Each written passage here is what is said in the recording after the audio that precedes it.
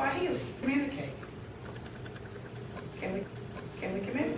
Yeah. You can, not verbally, but you can communicate. But you don't speak Swahili. It doesn't matter. So can you communicate, when the first day that you get there in this village and nobody speaks nothing but Swahili, can you communicate? You can communicate by smiling, gestures, Sign language.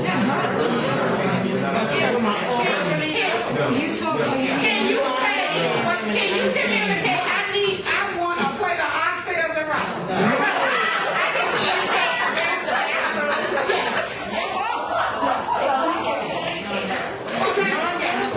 But can you effectively communicate? No. So we agree that we can't communicate. You have to This restate is the an important question. question.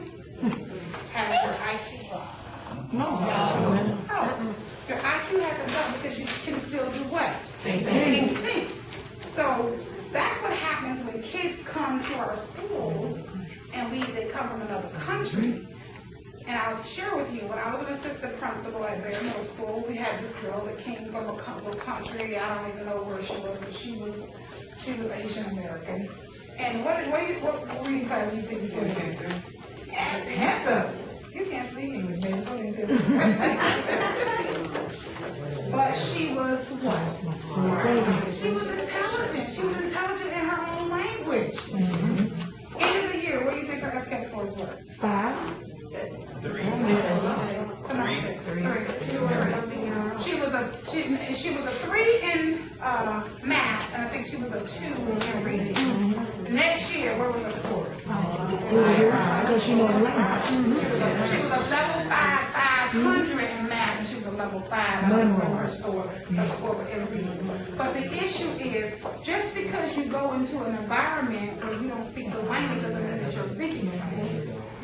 Reading is thinking in print. So we're in Africa, we're in a little village in Swahili, we run around, and we stay there a year, and what happens after a year? We know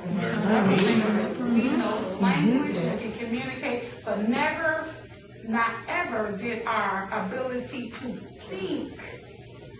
The exemplar papers.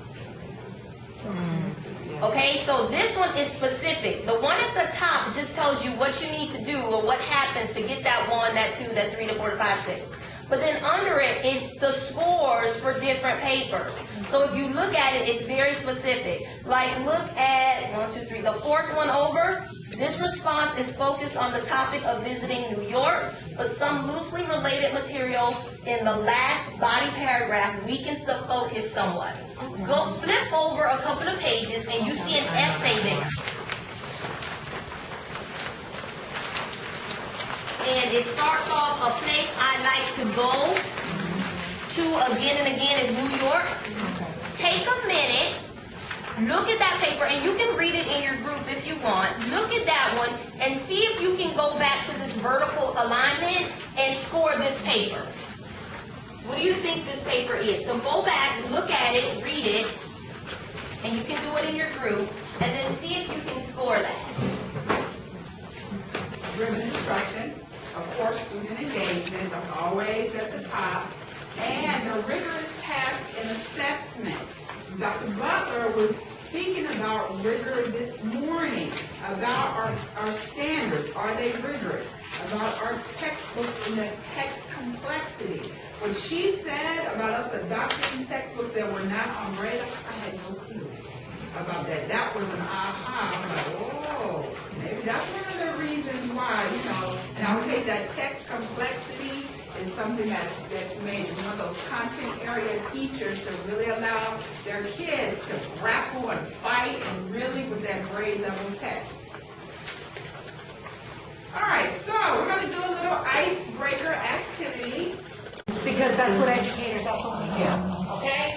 Now, you have to build that relationship. If you don't build that connection, guess what? You're not going to get anything out of them.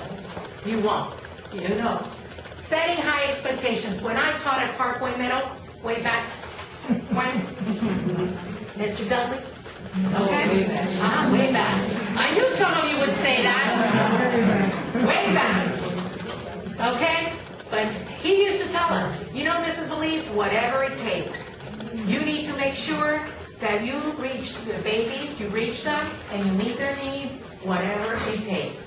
So hopefully, I will bring to you today some of the stuff that I did so that you can see whatever it takes is not that much, that it's attainable, it's achievable, and it's math, So, Here's your overview on that. This is a credit that's given by the state, for the state, and it takes you right through the sixth grade. The first one is course drafting.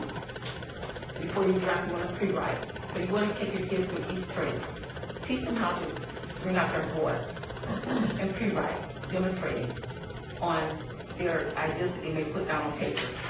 After they pre-write, they're going to draft. And all of the state knows that they're drafting. This paper is only for 45 minutes for the APCAT, 25 minutes for the SAT, and 30 for the ACT. They have to go through the revision process, which they always leave out. This is where they're messing up right here.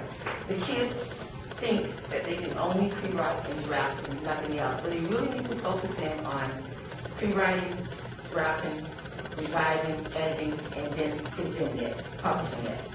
The responding part is when you do peer scoring for the teacher. And it's so important. I can't tell you how vital it is for you to put some positive comments. I never use red pencils, red markers, or red ink pen. I only use purple or green. It's like it's bleeding all over the paper. And I always put something positive. If my student gave me an example and he didn't give me anything specific, I'll write on it, wow, I love that idea. I would love to see more to elaborate on it. Something positive. So I'll change that weakness into a positive,